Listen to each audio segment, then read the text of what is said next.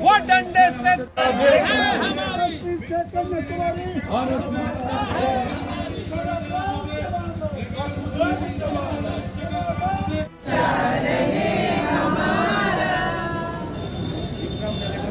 देश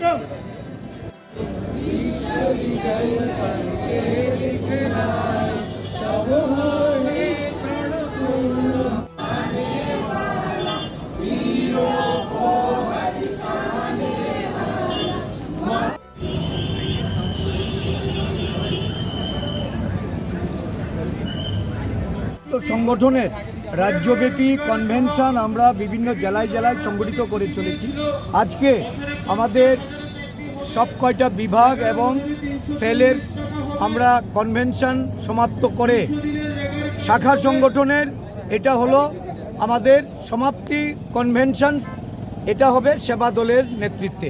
সেবা দল সারা রাজ্যের সমস্ত সেবা দলের কর্মীবৃন্দদের আজকে এখানে একদিবসীয় এই কনভেনশনের মাধ্যমে সেভ কনস্টিটিউশন সেভ ডেমোক্রেসি এই স্লোগানকে সামনে রেখে সংবিধানকে মান্যতা দিতে, সংবিধানের বিলুপ্তি ঘটানোর ষড়যন্ত্র রুখতে এবং সাংবিধানিক অধিকার গণতান্ত্রিক অধিকারকে প্রতিষ্ঠিত করার জন্য সারা দেশব্যাপী যে লড়াই, এই লড়াইয়ে রাহুল গান্ধীজি, মল্লিকার্জুন খার্গেজি, সোনিয়া গান্ধীজি, প্রিয়াঙ্কা গান্ধীজি তাদের নেতৃত্বে আমরা আমাদের রাজ্যেও এই লড়াই শুরু করেছি। এই লড়াইকে শক্তিশালী করার জন্য সর্বভারতীয় সেবা দলের যিনি সভাপতি আমাদের লালজি ভাই দেশাই, উনি আমাদের মধ্যে এসে উপস্থিত হয়েছেন এবং আজকের এই কনভেনশনে উনি মুখ্য বক্তা।